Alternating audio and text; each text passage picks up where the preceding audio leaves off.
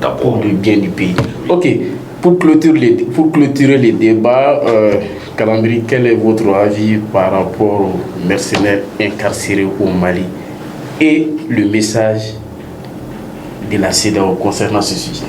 Alors, Sogoba, je ne les appellerai pas mercenaires parce que je ne sais pas, je ne suis pas un juriste. Je pense que c'est les jugements qui peuvent déterminer s'ils sont mercenaires ou pas. En tout cas, ce que je sais, les soldats qui sont en détention au Mali, moi je pense que je n'accuse pas les Mali parce que nous sommes un État souverain et quiconque entre sur notre territoire, je pense que la personne doit rendre compte.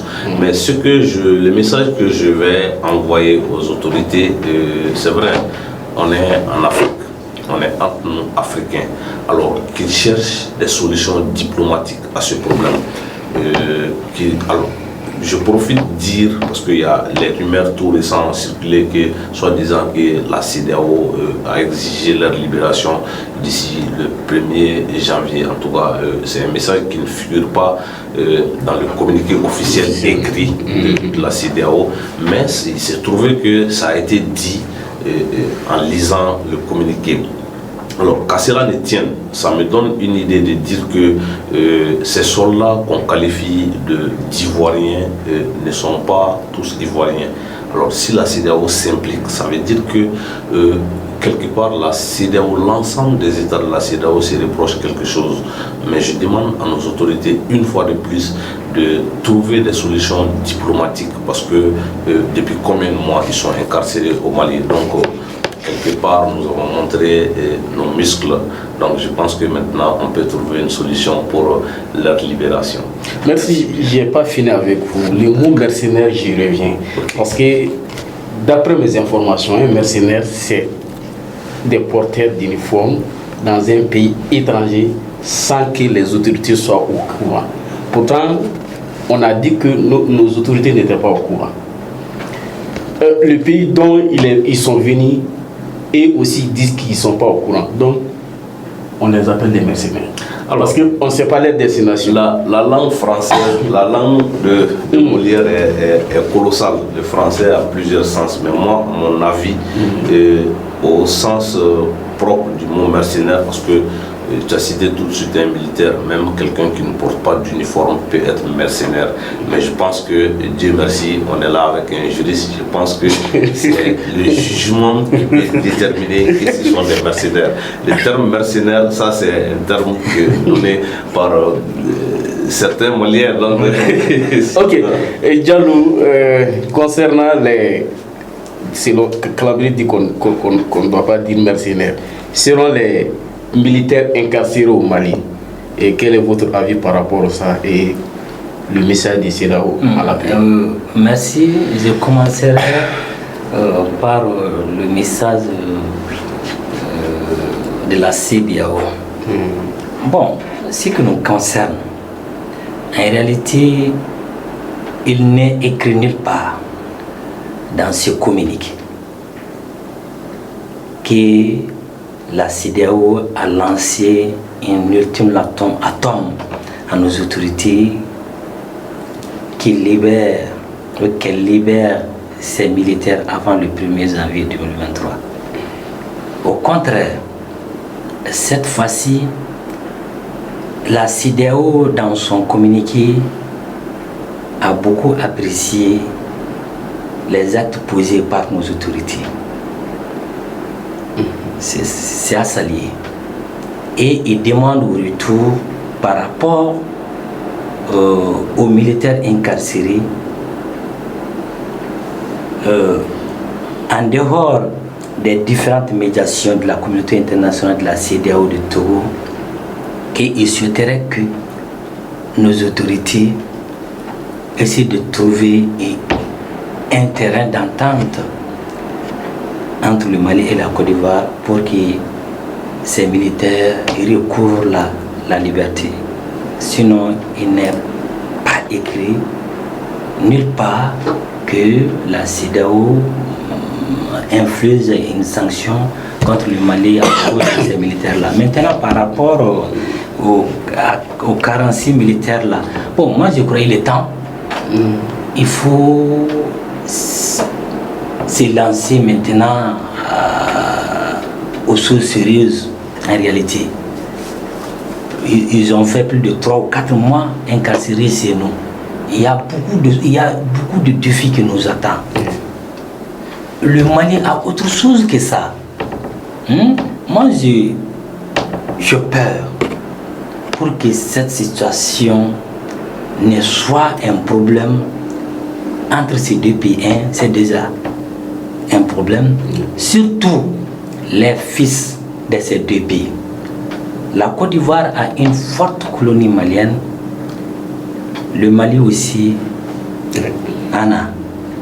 Dans ces cas, ces deux pays sont unis par beaucoup de liens.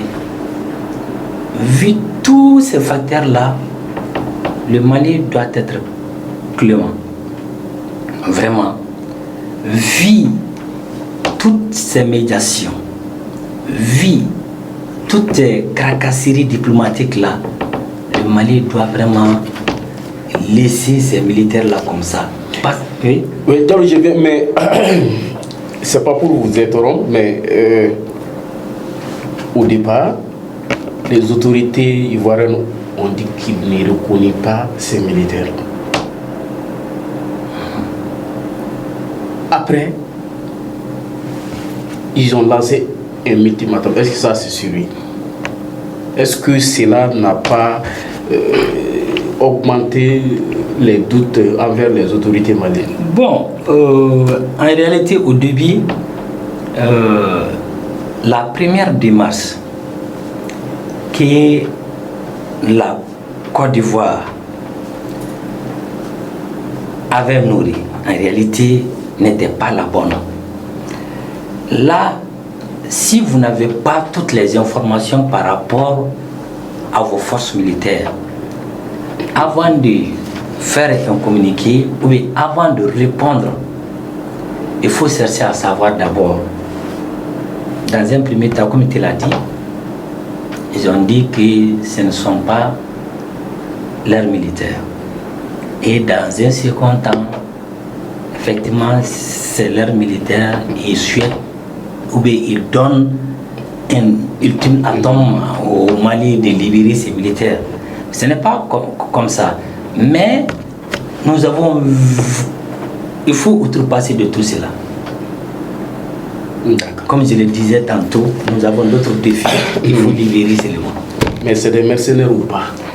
Bon, c'est qualificatif là, mercenaires ou pas.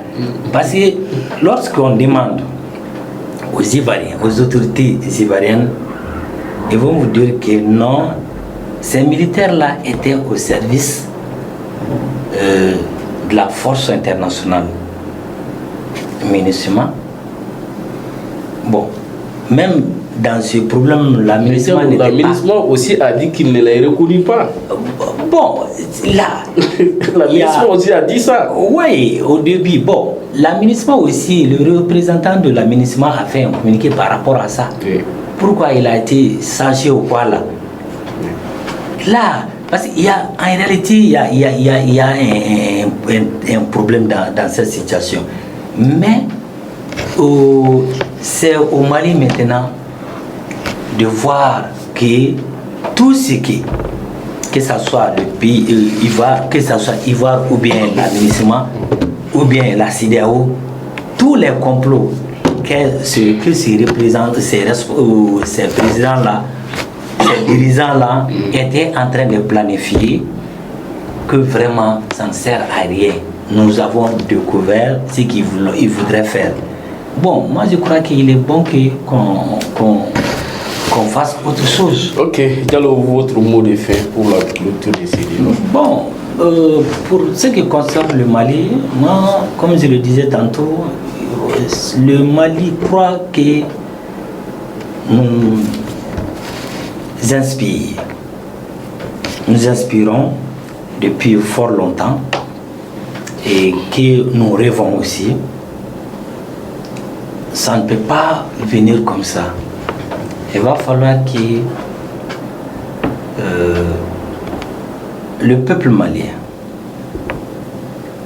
qu'on se donne la main, mettons de côté les différends. On a beaucoup parlé aussi.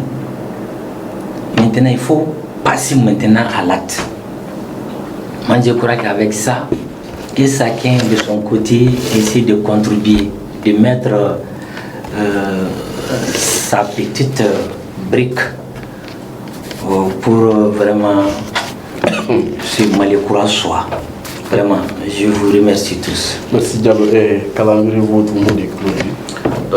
Mon mot de clôture, c'est le mot de remerciement à Ségou Média et à mon collaborateur et demander à l'ensemble des Maliens le Malikoura, il nous faut le Malikoura.